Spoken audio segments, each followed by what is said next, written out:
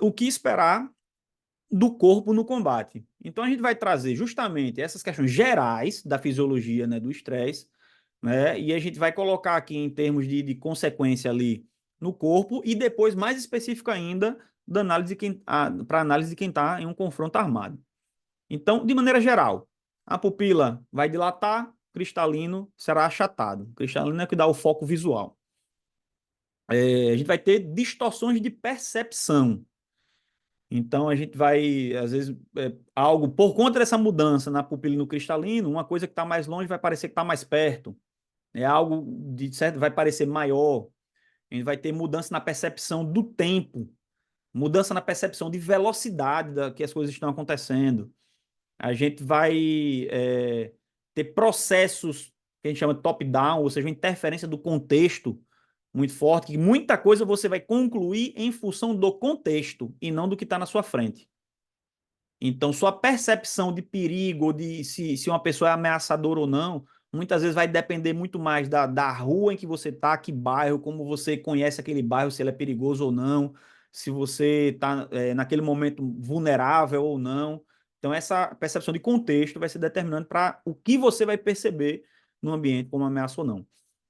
Respiração ofegante, uma elevação aí do ritmo cardíaco. Importante a gente sempre destacar que essa mudança no ritmo cardíaco é por medo, por tensão, diferente da elevação do ritmo cardíaco simplesmente por esforço físico, né? A gente faz, se a gente fizer simulação de realidade, velho, facinho você perceber, e é um relato mais frequente do aluno que passa pela simulação, é você pegar uma simulação que o cara tá descansadinho, tranquilo, aí você coloca um capuz nele, traz para um cenário que ele não sabe, né, exatamente o que vai acontecer, ele tá naquela expectativa porque é um treinamento em que depois, pô, vão comparar, pode estar alguém filmando, o professor tá olhando e tarará, ele tá todo naquela expectativa. Meu irmão, parece que o coração do cara vai sair pela boca. E o cara tá ali, ó, sossegadinho, sentadinho, sem esforço físico nenhum. Então, e isso provoca questões fisiológicas diferentes, beleza? Mobilização de energia para grandes músculos.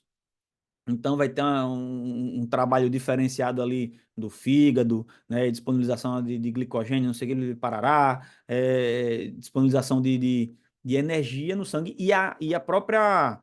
é, a questão da pressão sanguínea vai mudar de forma que grandes grupos musculares vão ser bem irrigados, né? A gente vai ter uma vasoconstrição ali periférica, então a pele vai ficar menos irrigada. Então, se você tiver ali pequenos cortes, uma coisa enfim, pequenos ferimentos mais superficiais, demora mais a sangrar. Então a gente tem essas alterações e a gente vai ter uma piora, uma relativa piora nas habilidades motoras finas e complexas. Ou seja, pequenos movimentos que dependem ali dessa interação de olhos e mãos e dedos. E os movimentos complexos são os grupos de movimentos, quando você tem uma série de movimentos diferentes para fazer uma coisa só. Como, por exemplo, o saque de uma arma, que você tem que, sei lá, você está no porte velado e você tem que levantar sua blusa, fazer a limpeza, acessar a arma, engajar, etc., compor sua empunhadura. Isso é uma habilidade motora complexa. Então você vai ter uma piora. Ah, quanto vai ser essa piora? Depende principalmente do quanto aquele estímulo está lhe estressando, qual é o pico de estresse. Quanto maior o estresse, maior a probabilidade de ter um decréscimo aí nessa performance motora, nessa habilidade motora, e também o nível de treinamento específico seu relacionado com aquela ação. Então, não é que, sob estresse, ninguém consegue usar o retém, não sei o que, do carregador, retém do ferrolho. Não é isso. Definitivamente não é. Ou então que você não consegue mexer em coisas pequenas, não consegue. Consegue, porque a gente tem uma série de atividades, né, no mundo que elas são realizadas sob estresse e demandam obrigatoriamente ações complexas. O cara está pilotando um helicóptero, o cara está pilotando um avião, o cara está num mergulho ali de alto risco, um mergulho de caverna, um jogador profissional, ou um jogador de futebol.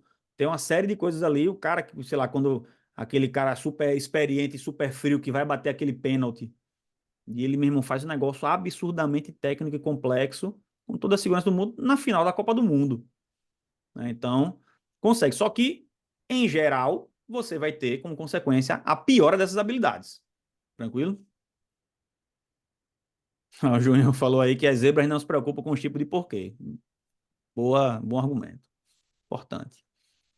E aí, quando a gente vai mais especificamente para a questão do combate, porque assim, eu sempre fico um pouco preocupado, né? E eu sempre gosto de ressaltar nas minhas aulas que, porra, eu não sou um neurocientista, eu não sou um psicólogo, é, eu posso não ter todo o preciosismo, né, porra, do rigor acadêmico, do conhecimento mesmo, né? Porque quando a gente vai olhar esses assuntos aqui, se a gente for explorar a fundo, meu irmão, o negócio é absurdamente complicado. É, eu busco aquilo que responde as minhas questões para aplicação no meu trabalho, na atividade policial, no ensino, no combate, na defesa. E, e aí, só que eu percebo nesse processo um outro problema, que é o problema do acadêmico. O problema do acadêmico, que ele não é o combatente. Qual é esse problema? A aplicação desses conceitos na prática. Então, por exemplo, vai ter vídeo, se você for pesquisar o estresse, então vai ter vídeo dizendo que o estresse é uma maravilha para o conflito, para o confronto, para o combate, que você se torna um combatente melhor, você fica mais forte, demora mais a sangrar, você isso e aquilo, você mobiliza seu corpo para poder conseguir vencer o combate. Então o cara pensa, então, porra, por que o policial tá falando lá que ele errou porque estava estressado, estava sob estresse? Então, que absurdo, é baboseiro isso aí. Né? Só que a gente vai ver que tem consequências diferentes, como por exemplo, quando o cara fala que, porra, a pupila dilata, né? Então entra mais luz, então o cara vê mais, vê melhor. E a experiência, né, da utilização de arma de fogo mostra que é o contrário. Porque você vai ter um foco visual diferente, então você vai ver as coisas que estão longe mais próximas, e as coisas que estão próximas você não vai, você vai ter uma dificuldade, um impedimento fisiológico de focar, como por exemplo a alça-massa da pistola. E isso daí vai se unir a um processo psicológico. Que processo psicológico é esse? De atenção.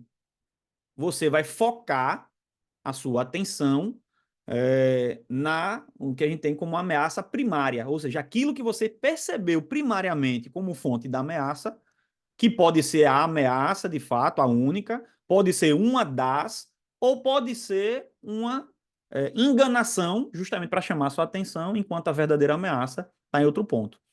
Então você vai ter visão de túnel, esse é o fenômeno da visão de túnel, beleza? Porque você afunila o campo de percepção visual. Não é que o seu campo visual muda, beleza? Porque o campo visual é a área que você consegue, né? Tem a entrada de luz, etc. E você vai ter uma percepção, tem a possibilidade de perceber, né? A informação visual. E verifiquem que, se a gente prestar atenção, você para e olha para qualquer ponto, o ponto mesmo de definição visual é só bem no centrozinho mesmo, da fóvea central. Um negócio bem pequenininho. E se você concentrar no ponto, você vai ver que o resto está sempre embaçado. A gente tem a sensação que está vendo tudo muito Full HD, porque a gente tem uma série de movimentos, né, dos olhos para possibilitar essa percepção.